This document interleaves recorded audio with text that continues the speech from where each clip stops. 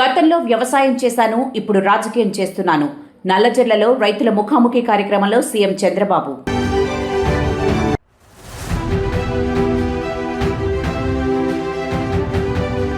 ఇకపై పవన్ కళ్యాణ్ సినిమాలు నేను ఆడనివ్వను, Jadcherla MLA direct warning.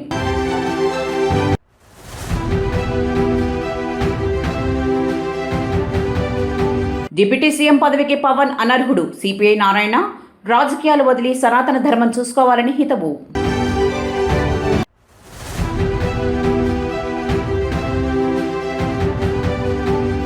Hyderabad పాతబస్తీలో మృతదేహాల కలకలం.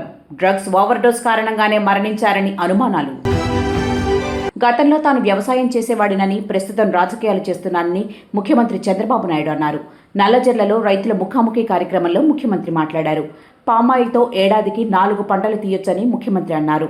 గతంలో తాను కూడా వ్యవసాయం చేసేవాడినని, ప్రస్తుతం రాజకీయాలు చేస్తున్నానని సీఎం చమత్కరించారు. పామాయిల్ పంటను ఎన్టీఆర్ హయాంలో పరిచయం చేయడం జరిగిందని పేర్కొన్నారు. మలేషియా నుంచి పామాయిల్ మొక్కను ఏపీకి తీసుకువచ్చామన్నారు. అక్కడ వర్షపాతం ఎక్కువ కావడం వల్ల ఆ ప్రాంతానికి అనుగుణంగా పామాయిల్ పంటలు ఉంటాయన్నారు. తూర్పుగోదావరి జిల్లాలో వాతావరణం అనుకూలంగా ఉన్నప్పటికీ నీటి ఇబ్బంది ఉందన్నారు. తన లక్ష్యంగా జీరో నెట్ వ్యవసాయమని పేర్కొన్నారు. వ్యవసాయంలో ఏ ఒక్క ఉత్పత్తి వ్యర్థం కావద్దనే లక్ష్యంతో పనిచేస్తున్నామని చెప్పారు. అందుకోసం సమగ్ర ప్రణాళిక అవసరమవుతుందన్నారు. వ్యవసాయంలో ఖర్చులు తగ్గించుకొని ఆదాయం పెంచుకోవాల్సిన అవసరం ఉందన్నారు. దానికోసం పంట విస్తీర్ణంతో పాటు వేసిన పంటల గురించి పూర్తి అవగాహన ఉండాలన్నారు. అందుకు రైతుల్లో చైతన్యం రావాల్సిన అవసరం ఎంతైనా ఉందన్నారు సీఎం. గౌరవనీయులైన శ్రీ నారా చంద్రబాబు నాయుడు గారు ముఖ్యమంత్రి గారికి నమస్కారం సార్. అలాగే నాయకులకు, పెద్దలకు, రైతులందరికీ నమస్కారం అండి. నా పేరు వి బాలుకృష్ణ. నేను నల్లజల్ల రైతు సేవా కేంద్రంలో అగ్రికల్చర్ అసిస్టెంట్ గా పనిచేస్తున్నాను సార్. నా రైతు సేవ పరిధిలో 2265 ఎకరాలు సాగు భూమి కలదు సార్. ఇందులో నాకు ప్రధానంగా 953 ఎకరాలు వరి పండిస్తున్నారు సార్. ఈ వరి ముఖ్యంగా వచ్చేసరికి బోర్ల కింద పండిస్తున్నారు సార్. తరువాత ఉద్యాన పంటల్లో వచ్చేసరికి ఆయిల్ పామ్ 424 ఎకరాలు సాగు చేస్తున్నారు సార్.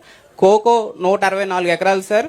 కొబ్బరి 214 ఎకరాలు, బొప్పాయి 6 ఎకరాలు, వక్క 11 ఎకరాలు, జీడి మామిడి 310 ఎకరాలు, జామ 4 ఎకరాలు, కూరగాయలు 8.4 ఎకరాలు, అరటి 17.6, నిమ్మ 159 ఎకరాలు సాగు చేస్తున్నారు సార్. గత వారంలో మేము మా సచివాలయ సిబ్బంది అందరం కలిసి డోర్ టు డోర్ రైతన్న మీకోసం సర్వే చేయడం జరిగింది సార్. ప్రతి రైతు ఇంటికి వెళ్లి, ప్రతి గడపకు వెళ్లి సర్వే చేశాం సార్. ప్రతి రైతు ఇంటి వద్ద 20 నిమిషాల వరకు మేము వాళ్ళతో చర్చించడం జరిగింది సార్. మాతో పాటు ఆదర్శ రైతులు కూడా వచ్చారు సార్. ఈ కార్యక్రమంలో మేము రైతులతో చర్చించినది, గమనించిన ఇష్యూస్ కొన్ని 4 పాయింట్లు మేజర్ పాయింట్స్ తీసుకున్నాం సార్. ముందుగా మొదటిది వచ్చేసరికి బోర్ల కింద వరి సాగు జరుగుతుంది సార్.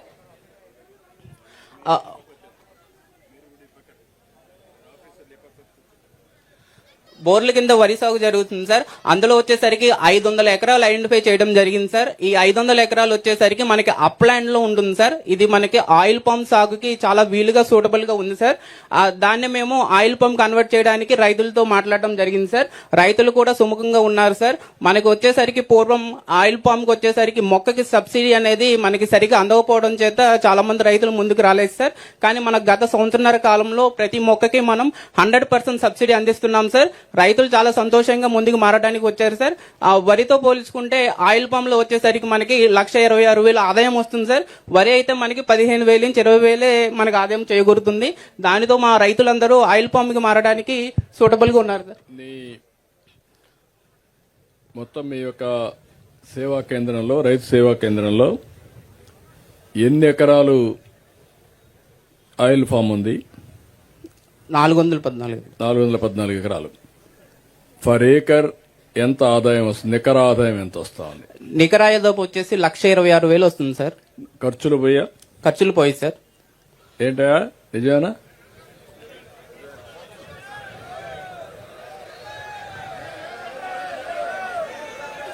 అందుకే నేను ఉపన్యాసాలు వినడానికి రాలా. ఇక్కడ మీ అందరిలో చైతన్యం రావాలి. బ్లైండ్ గా ఫాలో కావడం కాదు, విత్ ప్రూఫ్ ఆఫ్ కాన్సెప్ట్, వాస్తవాల్ని మనం పరిగణలో తీసుకొని, వెరీ ఈజీ నీకు. ఇక్కడే రైతాంగం ఉన్నారు. వీళ్ళంతా కూడా పామాయిల్ తీసుకుపోయి వేరేది ఎక్కడ ఖర్చు ఇది చేయరు, ఫ్యాక్టరీకి ఇస్తారు. ఏ రైతు ఎంత తయారు చేశాడో ఉంది. Yes sir. ఉన్న తర్వాత ఈ ఊర్లో ఎంత దిగుబడి వచ్చింది లాస్ట్ ఇయర్ నీకు ఐడియా ఉందా? ఉంది సార్. ఎంత వచ్చింది? ఎకరానికి వచ్చి 10 టన్నులు వస్తుంది సార్. మొత్తం ఎంత వచ్చింది? మొత్తం వచ్చేసరికి ఎగ్జాక్ట్ గా ఉతామార్లు వద్దు. ఇంకా 4. ఇంక రాబోయే రోజులంతా కూడా R&Dకి వెళ్ళాలి. మీరు వాస్తవాలు తీసుకోవాలి. దానిపైన ఎంత వచ్చిందో చూసుకొని. జనసేన అధినేత డిప్యూటీ సీఎం పవన్ కళ్యాణ్ కు జడ్చర్ల తెలంగాణ కాంగ్రెస్ ఎమ్మెల్యే అనిరుద్ రెడ్డి బహిరంగంగా డైరెక్ట్ వార్నింగ్ ఇచ్చారు. పవన్ కళ్యాణ్ చేసిన నరదిష్టి వ్యాఖ్యలపై తెలంగాణలో రాజకీయ దుమారం చెలరేగిన విషయం తెలిసిందే. ఈ వ్యాఖ్యలపై ఇప్పటికే తెలంగాణ ప్రతిపక్ష నేతలతో పాటు కాంగ్రెస్ మంత్రులు మూకుమ్మడిగా దాడికి దిగారు.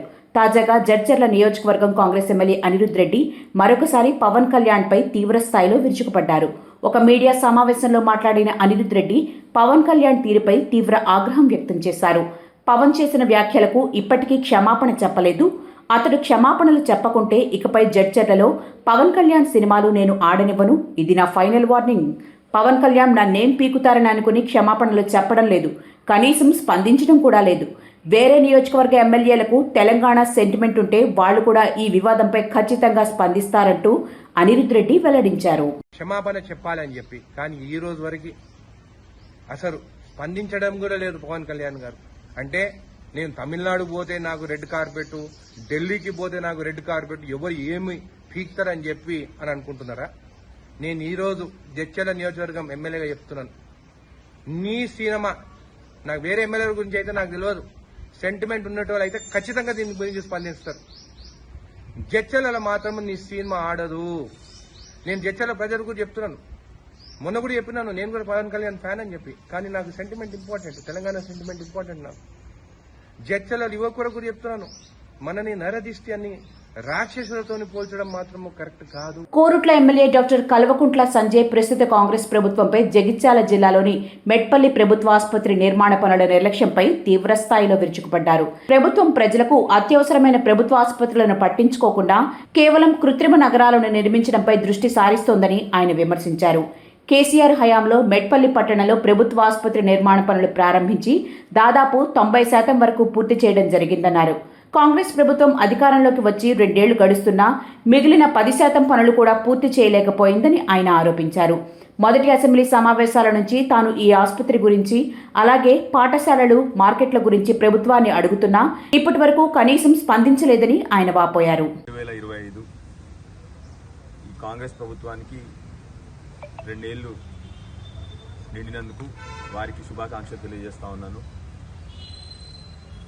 కాంగ్రెస్ ప్రభుత్వమేమో మేమేమో వాళ్ళు మంచిగా ఉండాలి, 5 ఏళ్ళు రాష్ట్రాన్ని మంచిగా పరిపాలించాలి అని కోరుకుంటా ఉన్నాం. ఇవాళ వాళ్ళు ఇప్పుడు 2 ఏళ్ళు ముగిసినందుకు వాళ్ళు సంబరాలు చేసుకుంటా ఉన్నారు. దానికి కూడా వారి శుభాకాంక్షలు.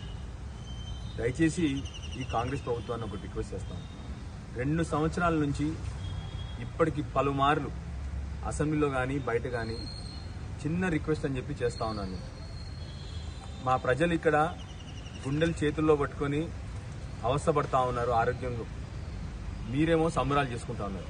పర్వాలేదు, మీరు సంబరాలు చేసుకుంటే చేసుకోండి సంబరాలు.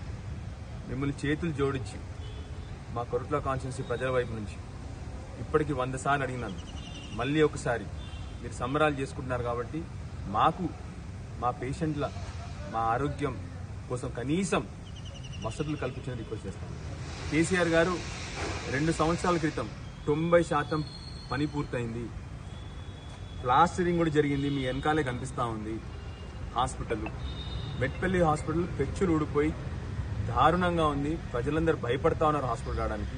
2 ఏళ్ల క్రితం ఇది కంప్లీట్ అయిన హాస్పిటల్ని కనీస వసతులు అంటే మీరు చేయాల్సిందల్లా కిటికీలు పెట్టడం, తలుపులు పెట్టడం. అది చేస్తే ఈ పని పూర్తవుతుంది. అంత చిన్న పని కూడా మీరు చేయలేని పరిస్థితుల్లో ఉన్నారు. మీరు సంబరాలు చేసుకుంటా ఉన్నారు. ఇది నేను చూపెడుతుంది కేవలం మచ్చుకకే, ఎందుకంటే ఇది ప్రాణాలకు సంబంధించిన విషయం కాబట్టి మీకు హాస్పిటల్ చూపెడతా ఉన్నాను. అదేవిధంగా మా మెట్పల్లిలో మార్కెట్లు కానీ మా బడులు కానీ మేము కోరే చిన్న చిన్న కోరికలు కూడా తీర్చలేకపోతున్నారు. మీరు కట్టుకోండి, ఆర్టిఫిషియల్ ఇంటెలిజెన్స్ సిటీలు, కృత్రిమ మేధస్సు సిటీలు కడతా ఉన్నారు. మరి మా మానవ మేధస్సును మాత్రం చంపుతా ఉన్నారు మీరు. మా ఊర్లో పేషెంట్లకి ఆరోగ్యం కోసం వస్తే హాస్పిటల్ సరిగ్గా లేదు. మీరు 4th సిటీ కడితే కట్టుకోండి, మా ఉన్న సిటీని కాపాడండి అని మిమ్మల్ని కోరుతా ఉన్నాము. ఉన్న సిటీకి రోడ్లు వేయట్లేదు మీరు, మా మార్కెట్లు కంప్లీట్ చేయట్లేదు, మా హాస్పిటల్ కంప్లీట్ చేయట్లేదు, మా స్కూల్ కంప్లీట్ చేయట్లేదు, కానీ సంబరాలు చేసుకుంటా ఉన్నారు. చేసుకోండి, మేము కాదనట్లేదు. మీకు లేక ప్రభుత్వంలోకి వచ్చినారు, సంబరాలు చేసుకోండి. దయచేసి మేము రిక్వెస్ట్ చేస్తా ఉన్నాం. మళ్ళీ ఒకసారి 2 సంవత్సరాలు పూర్తి చేసుకున్నారు. నేను మొదటి అసెంబ్లీ సెషన్లో కూడా కోరింది కేవలం మా హాస్పిటల్, స్కూళ్ళ గురించే. 90% పూర్తయింది. ఇక్కడ మా హాస్పిటల్, పాత హాస్పిటల్ పెచ్చులూడిపోతా ఉంది. 2 సంవత్సరాలలో ఒక్క చిన్న పెయింట్ కూడా వేయలేదు ఈ హాస్పిటల్ బిల్డింగ్ కి. దయచేసి మళ్ళొక్కసారి ప్రభుత్వాన్ని, ముఖ్యమంత్రి గారిని, ఉప ముఖ్యమంత్రి గారిని, ఆరోగ్య శాఖ మంత్రి గారిని మళ్ళీ ఒకసారి మా ప్రెస్ ద్వారా మాకు 90% కొత్త పనులు చేయమని మిమ్మల్ని ఏమీ కోరట్లేదు. ఆ రోజున్న ఈ హాస్పిటల్ ఫినిష్ చేయమని చెప్తున్నాం. ఆ రోజున్న మా మార్కెట్లని 90% అయిపోయింది, అది ఫినిష్ చేయమని చెప్తున్నాం. ఆ రోజు మా ప్రభుత్వం ఇచ్చిన TUFADC ఫండ్స్ ఏదైతే ఇచ్చినారో మెట్టుపల్లి, కొరట్లకు, అవి 2 కూడా ఇచ్చి తొందరగా కంప్లీట్ చేయమని కోరుకుంటా ఉన్నాము. మిమ్మల్ని కొత్త పథకాలు కూడా అడుగుతలేము మేము. దయచేసి సంబరాలు చేసుకోండి, ఆనందంగా ఉండండి.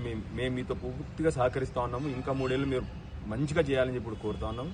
కానీ మా పేషెంట్లకు ఆత్మరక్షణ కావాలి, మా పేషెంట్లకు హాస్పిటల్ కోసం మేము రిక్వెస్ట్ చేస్తాం. దయచేసి వెంటనే ఫినిష్ చేయాలని చెప్పి కోరుతా ఉన్నాను ప్రభుత్వాన్ని మళ్ళీ ఒకసారి. సబితా ఇంద్రారెడ్డి తెలంగాణ రాష్ట్రంలో దివ్యాంగుల సంక్షేమం మరియు వారి పెన్షన్ అంశాలపై కాంగ్రెస్ ప్రభుత్వాన్ని విమర్శించారు. అధికారికంగా జరుపుకోవాల్సిన అంతర్జాతీయ దివ్యాంగుల దినోత్సవాన్ని ప్రస్తుతం ప్రభుత్వం పూర్తిగా మర్చిపోయిందని ఆమె ఆరోపించారు. ఈ విషయంలో ముఖ్యమంత్రికి సోయలేదు, మంత్రులకు సోయలేదు, కనీసం అధికారులు కూడా పట్టించుకోవడం లేదని ఆమె తీవ్ర స్థాయిలో ధ్వజమెత్తారు. ప్రస్తుత కాంగ్రెస్ ప్రభుత్వం ఎన్నికల ముందు దివ్యాంగుల పెన్షన్ 4,000 రూపాయల నుంచి 6,000 రూపాయల వరకు చేస్తామని స్పష్టంగా హామీ ఇచ్చింది. అధికారంలోకి వచ్చిన తర్వాత ఆ హామీని పట్టించుకోవడం మానేశారని సబితా ఇంద్రారెడ్డి ఆరోపించారు. ఈ ప్రభుత్వం దౌర్భాగ్యం ఏంటంటే అంతర్జాతీయ దివ్యాంగుల దినోత్సవం జరుపుకోవాలి, అధికారికంగా జరుపుకోవాల్సిన కార్యక్రమాన్ని కూడా మర్చిపోయారంటే అంతకన్నా దౌర్భాగ్యం లేదు. ఈ రాష్ట్ర ముఖ్యమంత్రికి సోయలేదు, ఈ రాష్ట్రం మంత్రివర్గానికి సోయలేదు. మరి అధికారులు ఏం చేస్తుంటే అర్థమవుతలేదు. అట్లీస్ట్ అధికారులనే చెప్పాలి, వీళ్ళని గౌరవించుకోవాలి, ఈ కార్యక్రమాన్ని చేసుకోవాలని. అది కూడా ధ్యాస లేకుండా నిజంగా బాధ అనిపిస్తూ ఉంది ఇక్కడ చూస్తూ ఉంటే. మిమ్మల్ని అందరినీ పిలిచి పెద్ద ఎత్తున ఈ కార్యక్రమం వచ్చిందంటే చాలు వాసుదేవరెడ్డి గారు పరిగెత్తేవాడు, అక్కడ ఇక్కడ పరిగెత్తి ఈ కార్యక్రమం పెద్ద ఎత్తున చేయాలని. ఒకరోజైతే కేటీఆర్ గారు వారి బర్త్డే రోజు మన హైదరాబాద్లో ఒక పెద్ద మీటింగ్ పెట్టి మా దివ్యాంగ సోదరులకు పెద్ద ఎత్తున వెహికల్స్ అన్ని కూడా ఇచ్చున్నారు. మంచి వెహికల్స్ తీసుకొచ్చి దాంట్లో ఆ రోజు మీ అందరు సంతోషం చూస్తూ ఉంటే, ఆ వెహికల్ తీసుకొని చూస్తూ ఉంటే చాలా సంతోషం అనిపించింది. LB స్టేడియంలో పెద్ద ఎత్తున పెట్టున్నారు. అట్లా అక్కున చేర్చుకున్నారు. ఆ రోజు కేసీఆర్ గారి డైరెక్షన్తో అక్కున చేర్చుకున్న సందర్భం. గతంలో తెలంగాణ రాకముందు మనకి ఎంత 500 వచ్చేది, మీకు 500 వచ్చిందని కేసీఆర్ గారు రాగానే పెంచున్నారు. 1,500 చేస్తున్నారు, 1,500 నుండి మళ్ళీ 3,000 చేస్తున్నారు, 3,000 నుండి వాళ్ళకి ఏం సరిపోతాయని 4,000 కూడా చేస్తున్నారు. కానీ ప్రభుత్వంలో ఉన్న పెద్దలు ఏం చెప్పారు, 4,000 ఏం సరిపోతాయి, మేము వస్తే 6,000 అన్నారు. ఇవన్నీ కూడా 100 రోజులలోనే చేస్తామన్నారు. మేము ఇచ్చిన మాట ప్రకారం అన్ని 100 రోజులలోనే చేస్తామన్నారు. మరి ఆ 100 రోజులు ఇంకా అయినాయో లేదో వాళ్ళకి అర్థమైతలేదు. అధికారంలో ఉన్న కాంగ్రెస్ ప్రభుత్వం తీసుకువచ్చిన వివాదాస్పద HILT పాలసీపై రాష్ట్రంలో రాజకీయ దుమారం కొనసాగుతోంది. ఈ పాలసీని వెంటనే రద్దు చేయాలని డిమాండ్ చేస్తూ ప్రధాన ప్రతిపక్షం బీఆర్ఎస్ నాయకులు నేడు మౌలాలి పారిశ్రామిక వాడలో నిరసనకు దిగారు. బీఆర్ఎస్ నేతల ఆరోపణలు తీవ్రంగా ఉన్నాయి. వేల కోట్ల విలువైన ప్రభుత్వ పారిశ్రామిక భూములను ఈ పాలసీ పేరుతో మార్కెట్ ధర కంటే అతి తక్కువకు రియల్ ఎస్టేట్ వ్యాపారులకు దారాదత్తం చేసే కుట్ర జరుగుతోందని వారు ధ్వజమెత్తారు. ఇది కేవలం పాలసీ కాదు, ఏకంగా 5 లక్షల కోట్ల ప్రజాధనాన్ని కొల్లగొట్టే స్కామ్ అని బీఆర్ఎస్ నేతలు ఆరోపించారు. పారిశ్రామిక ప్రాంతాలను కాపాడుకోవాలని, లక్షల కోట్ల విలువైన ప్రభుత్వ ఆస్తులను అమ్మే ప్రయత్నం ఆపాలని వారు డిమాండ్ చేశారు.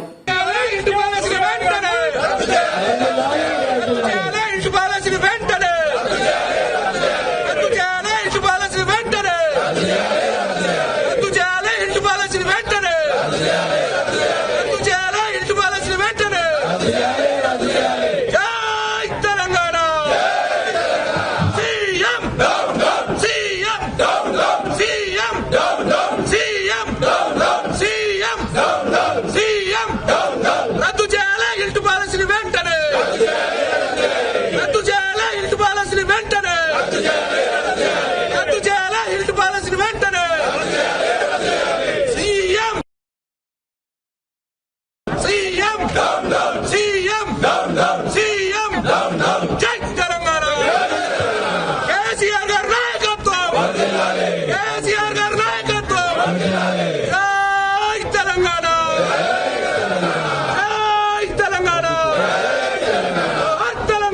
హైదరాబాద్లోని పాత బస్తీలో కలకలం చోటు చేసుకుంది. బుధవారం ఉదయం చాంద్రాయణగుట్టలోని ఫ్లైఓవర్ కింద నిలిపి ఉన్న ఆటోలో 2 యువకులు విగత జీవులుగా కనిపించడంతో స్థానికులు పోలీసులకు సమాచారం అందించారు.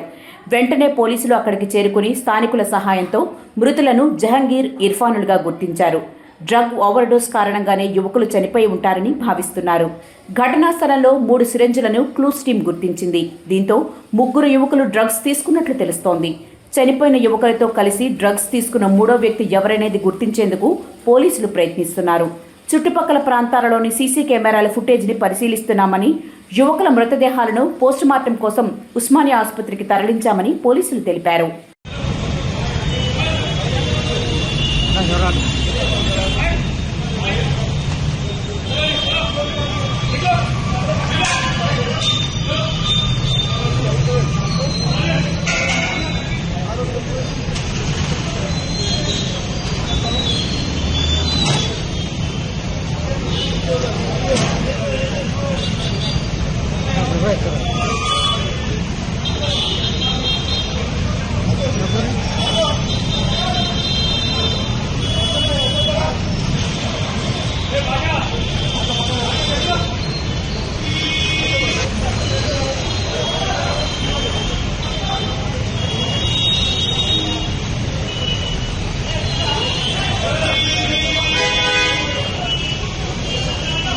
ఢిల్లీలోని ప్రముఖ పర్యాటక ప్రదేశం ఇండియా గేట్. కర్తవ్య పథ్లో ఉన్న ఈ చారిత్రక కట్టడం చుట్టూ బుధవారం ఉదయం పొగమంచు కమ్మేసింది. కర్తవ్య పథ్ ముందు నిల్చున్నప్పటికీ ఇండియా గేటు కనిపించలేదు. దీనికి తోడు వాయు కాలుష్యం సరేసరి. దీనికి సంబంధించిన వీడియో ఒకటి ప్రస్తుతం సోషల్ మీడియాలో వైరల్గా మారింది. ఇక్కడ ఇండియా గేట్ ఉండాలి కదా, ఎక్కడికి పోయిందబ్బా అని వెతుక్కోవాల్సిన పరిస్థితి ఏర్పడిందని పలువురు వ్యాఖ్యానిస్తున్నారు. ఈ పరిస్థితికి పొగమంచు తోడు వాయు కాలుష్యం కూడా కారణమని నెటిజన్లు అభిప్రాయపడుతున్నారు. ఢిల్లీలో వాయు కాలుష్యం ఏ స్థాయిలో ఉందో ఈ వీడియో తెలియచేస్తోందని అంటున్నారు. దేశ రాజధాని మొత్తం చూస్తే ఎయిర్ క్వాలిటీ ఇండెక్స్ 377గా నమోదైంది. కొన్ని ప్రాంతాలలో ఇది 400 పాయింట్లకు కూడా చేరిందని అధికారులు వెల్లడించారు.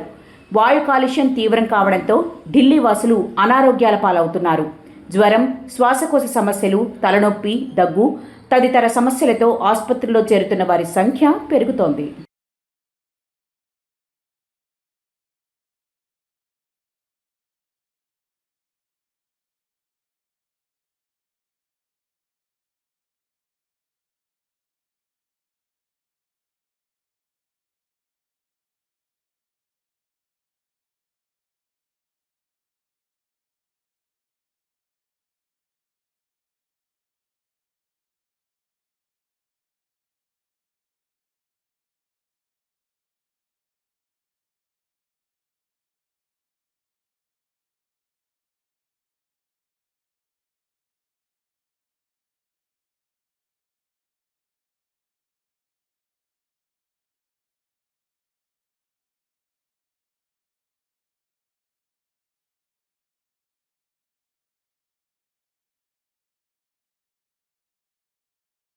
డిప్యూటీ సీఎం పవన్ కళ్యాణ్ ఆ పదవికి అనర్హుడని, ఆయన్ను తక్షణమే మంత్రివర్గం నుంచి బర్తరఫ్ చేయాలని సిపిఐ జాతీయ control commission chairman doctor K Narayana demand చేశారు. ఇటీవల కోనసీమ జిల్లా పర్యటనలో పవన్ చేసిన వ్యాఖ్యలు 2 తెలుగు రాష్ట్రాల మధ్య చిచ్చు పెట్టేలా, ప్రజల ఐక్యతకు భంగం కలిగించేలా ఉన్నాయని ఆయన తీవ్రంగా విమర్శించారు. తెలుగు రాష్ట్రాలు భౌగోళికంగా విడిపోయినప్పటికీ ప్రజల మధ్య సత్సంబంధాలు ఉన్నాయని నారాయణ గుర్తు చేశారు. తెలంగాణ ముఖ్యమంత్రి రేవంత్ రెడ్డి తన కుమార్తెను ఏపీలోని భీమవరానికి చెందిన వ్యక్తికి ఇచ్చి వివాహం జరిపించడమే ఇందుకు నిదర్శనమని ఆయన పేర్కొన్నారు. ఇలాంటి సమయంలో పవన్ వ్యాఖ్యలు ఐక్యతను దెబ్బతీసేలా ఉన్నాయని ఆరోపించారు. పవన్ కళ్యాణ్ రాజకీయ వైఖరిపైన నారాయణ విమర్శలు చేశారు. రాజకీయాలకు వచ్చిన తొలినాళ్లలో చేగుబేరా తనకు ఆదర్శమని చెప్పిన పవన్ ఇప్పుడు సావర్కర్ను భుజానికెత్తుకుని సనాతన ధర్మం అంటూ తిరుగుతున్నాడని ఎద్దేవా చేశారు. ఆయనకు నిజంగా సనాతన ధర్మంపై ఆసక్తి ఉంటే రాజకీయాలు విడిచిపెట్టి ఆ మార్గంలో వెళ్లవచ్చని సూచించారు. ఆంధ్రప్రదేశ్ ముఖ్యమంత్రి పవన్ కళ్యాణ్ గారిని బర్తరఫ్ చేయవలసిందిగా కోరుతున్నాను. వారి వల్ల తెలుగు ప్రజల ఐక్యత చెడిపోయే ప్రమాదం ఉంది. ఒకవైపున తెలుగు ప్రజానీకం భౌగోళికంగా విడిపోయారు తప్ప శారీరకంగా కానీ శత్రుత్వం కానీ లేదు. రేవంత్ రెడ్డి ముఖ్యమంత్రిగా ఉంటూ వాళ్ళ కూతుర్ని భీమవరంలో ఇచ్చాడు ఆంధ్రప్రదేశ్కి. అంటే లేవు కదా. ఆయన గతంలో చేగువేరా డ్రెస్ వేసుకుని తిరిగాడు, విప్లవాది అనుకున్నాడు, మంచిది. ఆడేసి మారాడు. మరి ఇప్పుడు సావర్కర్ శిష్యుగా మారాడు. సనాతన ధర్మాన్ని పూజిస్తూ ఉన్నాడు, పూజించుకునేయండి. ఇప్పుడు ఆయన సనాతన ధర్మంలో మునిగిపోయాడు కాబట్టి ఆ భాష వస్తూ ఉంది, ఇది దిష్టి తగిలింది అని చెప్పేసి మాట వస్తుంది. అది సనాతన ధర్మం నమ్మేవాళ్ళు అట్లా మాట్లాడుతూ ఉంటారు. అంటే ఆయన స్వేచ్ఛగా తిరగమని చెప్పండి, సనాతన ధర్మాన్ని పూజించిన తిరగమని చెప్పండి, గుళ్ళు తిరగమని చెప్పండి, హాయిగా ఉంటుంది, ఆయనకు మంచిది. అని ఆయన రాజకీయ నాయకుడు కానీ తగడు ఉప ముఖ్యమంత్రిగా ఉంటే రాష్ట్ర ప్రజలకు ఉపయోగపడదు కాబట్టి తక్షణం వారిని భద్రం చేయవలసిందిగా కోరుతా ఉన్నాను. చాలా మంది ప్రయాణికులు నిన్నటి నుంచి ఎయిర్పోర్ట్లోనే వేచి చూస్తూ ఇబ్బందులు పడుతున్నారు. ఫ్లైట్ల ఆలస్యం గురించి సరైన వివరణ ఇవ్వలేని పరిస్థితి ఏర్పడడంతో ఇండిగో సిబ్బంది ప్రయాణికుల ప్రశ్నలకు సమాధానం చెప్పడంలో కష్టాలు ఎదుర్కొంటున్నారు. తెల్లవారుజామున 2 గంటలకు బెంగళూరు వెళ్లవలసిన ఒక ఇండిగో ఫ్లైట్ను రన్వేపై 2 గంటల పాటు నిలిపివేయడంతో ప్రయాణికులు, అయ్యప్ప స్వాములు తీవ్ర ఆగ్రహానికి గురయ్యారు. చివరికి వారిని తిరిగి విమానం నుంచి కిందకు దింపి టెర్మినల్లో ఉంచగా ప్రయాణికుల అసహనం మరింత పెరిగింది. తమకు రిటర్న్ ఫ్లైట్ కూడా బుక్ అయిందని, అలాగే ముఖ్యమైన శబరిమల దర్శనం తేదీ కూడా ముందే ఫిక్స్ అయి ఉందని, ఇప్పుడు విమానాలు రద్దు అవ్వడంతో తమ దర్శన సమయానికి ఆలస్యం అవుతోందని లేదా పూర్తిగా కోల్పోయే పరిస్థితి వస్తుందని అయ్యప్ప స్వాములు తీవ్ర ఆవేదన వ్యక్తం చేస్తున్నారు. ఈ గందరగోళంలో అత్యంత ఇబ్బందులకు గురవుతున్న వారు కనెక్టింగ్ విమానాలు మిస్ అయ్యి విదేశీ ప్రయాణికులు, వీసా ఇంటర్వ్యూల కోసం వివిధ రాష్ట్రాలకు వెళ్లవలసిన వారు ఉన్నారు. ఫ్లైట్ ఆలస్యాలపై స్పష్టమైన సమాచారం అందకపోవడంతో కొందరు ప్రయాణికులు ఇండిగో ఉద్యోగులతో వాగ్వివాదానికి దిగారు. ఇండిగో ఫ్లైట్ల సాంకేతిక సమస్యలు ఎప్పుడు పరిష్కరింపబడతాయన్న దానిపై ఇంకా స్పష్టత లేని పరిస్థితి నెలకొంది. ఇంతలో విమానాశ్రయం అధికారులు పరిస్థితిని నియంత్రించేందుకు ప్రయత్నిస్తున్నా ప్రయాణికుల అసహనం మాత్రం తగ్గడం లేదు.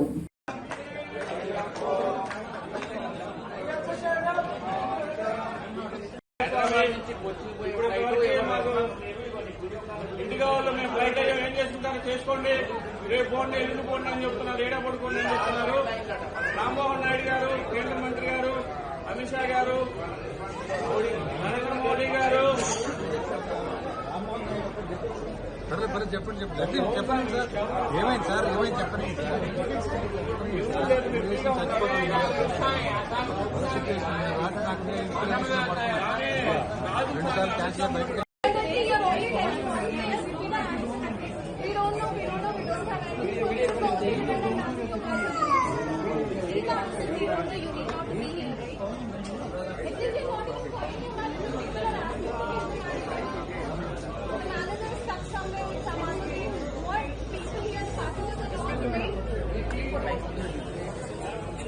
డిసెంబర్ 3వ తారీఖు స్వామి, మా ఫ్లైట్ ఇండిగో ఫ్లైట్ హైదరాబాద్ నుంచి కొచ్చిన్ కి 9:40 స్వామి.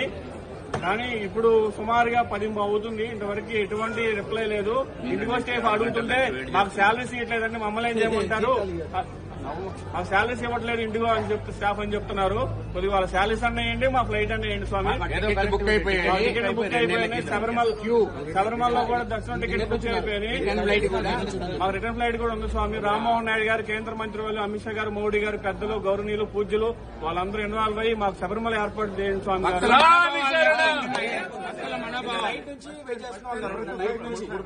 కానీ మా అయ్యప్పల మనోభావాలు, మా హిందువుల మనోభావాలు దెబ్బతింటాయి. 40 రోజుల నుంచి దీక్షలో ఉండి దీక్షలు చేసి వెళ్తున్నాము. 5 నిమిషాలు మా కుటుంబంతో స్పెండ్ చేయకుండా ఫ్లైట్ టైం అవుతా పరిగెత్తుకుంటాం. పల్నాడు జిల్లాలో స్క్రబ్ టైఫస్ కలకలం సృష్టిస్తోంది. స్క్రబ్ టైఫస్ లక్షణాలతో 2 మృతి చెందారు.